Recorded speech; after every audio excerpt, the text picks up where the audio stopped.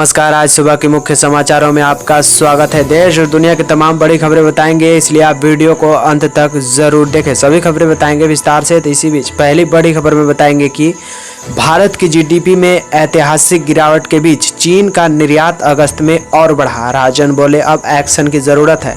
तो वहीं इसी बीच अगली बड़ी खबर में बताएंगे कि डॉक्टर कफील ने दी सफाई। डॉक्टर हूँ, डॉक्टर रहना चाहता हूँ, किसी भी पार्टी में शामिल नहीं हो रहा हूँ। राजनीतिक में आने पर डॉक्टर कफील ने बड़ा सफाई दिया है। इसके बारे में बताएंगे विस्तार से। लेकिन इसी बीच कंगना संजय राउत विवाद में कूदी। भाजपा कहा संविधान की शपथ लेने वाले जिम्मेदारियां निभाएं। इसके बारे में बताएंगे विस्तार से। लेकिन इसी बीच एक और बड़ी खबर आ रही है। बता दें कि चिराग पासवान के बयान पर जेडीयू का पलटवार। गठबंधन बीजेपी से है, एलजेपी से नहीं। सभी खबरें बताएंगे विस्तार से। वीडियो को अंत तक जरूर देखें। तो दोस्तों इसी बीच बढ़ते हैं पहली बड़ी खबर की ओर, जहां पर कोरोना संकट के चलते एक तरफ भारत समेत दुनिया की तमाम अर्थव्यवस्थाएं मंदी के दौर में है, तो वहीं इस वायरस का केंद्र रहे चीन की विकास दर लगातार बढ़ रही है।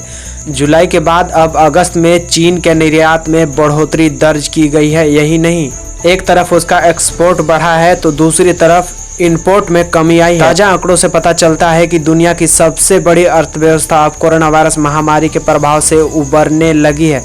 सीमा शुल्क विभाग के आंकड़ों के अनुसार अगस्त में चीन का निर्यात पिछले साल के समान महीने की तुलना 9.5% बढ़कर 235.2 अरब डॉलर पर पहुंच गया है। जुलाई में चीन का निर्यात 7.2% बढ़ा था। वहीं अगस्त महीने में चीन का आयात पिछले साल की समान अवधि की तुलना में 2.1% घटकर 176.3 अरब डॉलर रह गया।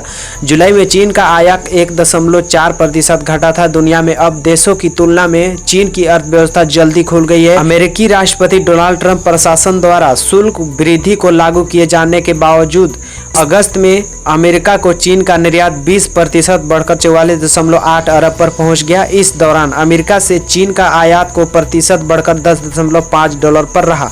लेकिन दोस्तों इसी बीच भारत में आर्थिक संकट के और गहराने की आशंका जताते हुए आरबीआई के पूर्व गवर्नर रघुराम राजन ने कहा है कि जीडीपी में इतनी बड़ी गिरावट हम सभी के लिए चेतावनी है। उन्होंने कहा है कि नौकरशाही को अब आत्मसंतोष से बाहर निकलकर कुछ अर्थपूर्ण कार्रवाई करनी होगी। राजन ने कहा है कि मौजूदा संकट के दौरान एक अधिक विचारवान और सक्रिय सरकार की जरूरत है। राजन ने कहा दुर्भाग्य से शुरुआत में जो गतिविधियां एकदम तेज बढ़ी थी अब फिर ठंडी पड़ गई है। राजन ने अपने लिंक्डइन पेज पर पोस्ट में लिखा, आर्थिक वृद्धि में इतनी बड़ी गिरावट हम सभी के लिए चेतावनी है। भारत में जीडीपी में 23.9% की गिरावट आई है। असंगठित क्षेत्र के आंकड़े आने के बाद यह गिरावट और अधिक हो सकती है। वहीं कोविड-19 से सबसे अधिक प्रभावित देशों इटली में भी 12.4% और अमेरिका में 9.5% की गिरावट आई है। लेकिन भारत में सबसे ज्यादा 23.5% की गिरावट आई है। फिलहाल इस खबर के बारे में आपका क्या कहना है, हमें कमेंट बॉक्स के जरिए अपनी राय जरूर दें। तो इसी बीच बढ़ते हैं अगली बड़ी खबर की ओर, जहां पर हाल ही में जेल से छूटे डॉक्टर कफील खान ने खुद के कांग्रेस में शामिल होने की अटकलों पर विराम लगा दिया है। इसी बीच बढ़ते हैं अगली बड़ी खबर की ओर, जहां पर हाल ही में जेल से छूटे डॉक्टर कफील खान ने खुद के कांग्रेस में शामिल होने की अटकलों पर विराम लगा दिया है। डॉक्टर कफील खान ने कहा है कि वह एक डॉक्टर हैं और ऐसा ही बने रहना चाहते हैं और वह कांग्रेस ही नहीं बल्कि किसी दूसरे पार्टी में भी शामिल होने की नहीं सोच रहे हैं। लेकिन बता दें कि डॉक्टर कफील खान भड़काऊ भाषण के मामले में राष्ट्रीय सुरक्षा कानून एनएसए के तहत गिरफ्तार किए गए थे। हाल ही में इलाहाबाद हाईकोर्ट ने 1 सितंबर को डॉक्टर कफील खान की हिरासत रद्द कर दी गई थी। इसके बाद उन्हें मथुरा जेल से रिहा कर दिया गया था। मीडिया रिपोर्ट्स की माने तो डॉक्टर कफील खान इस वक्त राजस्थान में है। उन्होंने कहा है कि कांग्रेस महासचिव प्रियंका गांधी वाड्रा ने उत्तर प्रदेश सरकार द्वारा किसी अन्य मामलों में फंसाए जाने की आशंका के मद्देनजर मानवता के आधार पर मेरी मदद की थी। इसका यह मतलब नहीं लगाया जाना चाहिए कि मैं कांग्रेस में शामिल हो रहा हूं।